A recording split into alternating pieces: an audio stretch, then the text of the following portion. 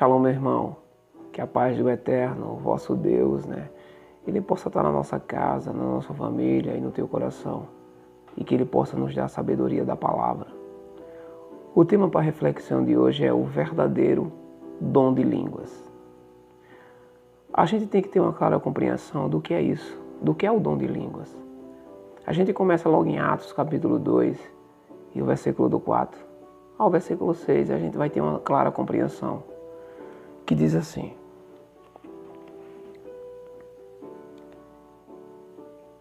E todos ficaram repletos do Espírito de Deus e começaram a falar em outras línguas, conforme o Espírito lhe concedia. Achava então em Jerusalém judeu piedoso, vindo de todas as nações, que há debaixo do céu, com ruído, que produzindo a multidão, acorreu e ficou perplexa, pois cada qual ouviu falar no seu próprio idioma. Então a gente, de acordo com esse texto, dá uma clara compreensão de que o falar em línguas é falar outro idioma. Não é falar Shabalá, Malahei, Leiba, que o mundo diz aí. Não. O falar em línguas é falar um idioma que você não conhece. Em Atos capítulo 2 você vê que vinham judeus de várias regiões. O Espírito Santo desceu sobre os apóstolos e eles estavam profetizando, pregando o Evangelho na língua de cada um. E eles entendiam, porque eles estavam falando no idioma deles. Então a gente agora vai para o 1 Coríntios, capítulo 14. E se vocês puderem ler do versículo 1 ao versículo 33, que ele vai dar uma compreensão do que é falar em línguas. A gente vai se apegar a alguns versículos para que o vídeo não fique muito grande. Do versículo 2 ao versículo 5, que diz assim: Entretanto, aquele que tem o dom de falar em línguas está falando a Deus, não aos outros, visto que eles não podem compreendê-lo. Ele está falando pelo poder do Espírito e fala em mistérios. Entretanto, aquele que profetiza anuncia a mensagem de Deus, está ajudando aos outros a crescer no Senhor, animando-os e confortando-os. Uma pessoa que fala em línguas está edificando a si mesmo, porém, quem profetiza edifica toda a igreja. Eu gostaria que todos vocês tivessem o dom de falar em línguas, porém, desejaria ainda mas que todos fossem capazes de profetizar, anunciando a mensagem de Deus, pois este é o poder maior e mais útil do que falar em línguas desconhecidas, a não ser que alguém a interprete as línguas, a fim de que a igreja possa tirar proveito disso. Então, meus irmãos, o falar em línguas é isso. Veja o que ele diz: aquele que fala em língua edifica a si mesmo e a Deus. Porque para as pessoas é mistério, porque as pessoas não entendem. Mas aquele que profetiza edifica toda a igreja, porque ele está falando no idioma que as pessoas estão entendendo. Porque aquele que fala em língua, ele fala em outro idioma, então ninguém está entendendo. Porque no final ele diz, mas que você, quando for falar em língua, você pode ter alguém que interprete. Aí sim, você está edificando toda a igreja.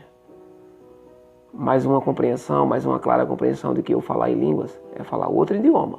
Não é falar Shabalá, Mahamalá, Rei, do jeito que o mundo diz aí. Vamos falar um pouquinho sobre a questão da oração. Oração em línguas que eles fazem aí. Veja no capítulo 14 de 1 Coríntios e no versículo 3 ao 15 que diz assim: Se alguém recebeu o dom de falar em línguas desconhecidas, deverá orar também pelo dom para interpretar essa língua, a fim de que possa depois explicar ao povo o que foi dito na língua desconhecida. Porque, se eu orar numa língua que não compreendo, meu espírito estará orando, mas a minha mente não saberá o que estou dizendo. Bem então, o que devo fazer? Farei as duas coisas, orarei em línguas desconhecidas e também no idioma que todos compreendam. Cantarei em línguas desconhecidas e também no idioma que eles compreendem. Então, meus irmãos, existe uma explicação mais clara de que essa. O que é que o apóstolo Paulo está dizendo? Quando você orar em línguas, você possa pedir ao Eterno o dom de interpretá-la, né? Para que vocês entendam que aquilo que você está orando. Porque quando você ora em língua, seu espírito está sendo edificado, mas a sua mente, seu coração não está entendendo nada. Porque você não compreende o que você está falando. Mas se você orar numa língua que você entenda, o apóstolo Paulo está dizendo que quando você orar nessa língua, você possa interpretá-la, para que as pessoas que estiverem ouvindo a sua oração possam também ser edificadas. Então, orar em línguas é orar em outro idioma. Entenda o que as Escrituras estão dizendo. O apóstolo Paulo ele dá uma advertência, né? No versículo 27 ao 28. Olha que interessante. Ele diz: se falarem em línguas desconhecidas, no mais do que 2 ou 3 devem falar, e é preciso que fale um de cada vez, e que alguém esteja preparado para interpretar o que eles estão dizendo. Veja que interessante. Ele diz que quando você for falar em língua, que fale 2 ou 3 e que tenha intérpretes. Por quê?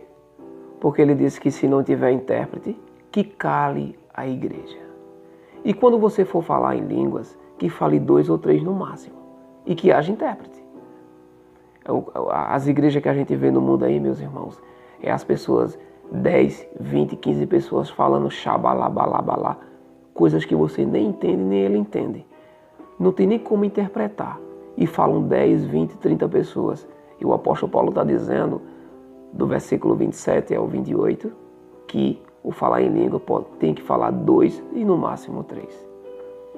E para que a gente possa ter uma compreensão melhor, meus irmãos, para finalizar, ele diz no versículo 33 do capítulo 14 de 1 Coríntios, ele diz: pois Deus não é um Deus de desordem, e sim de paz.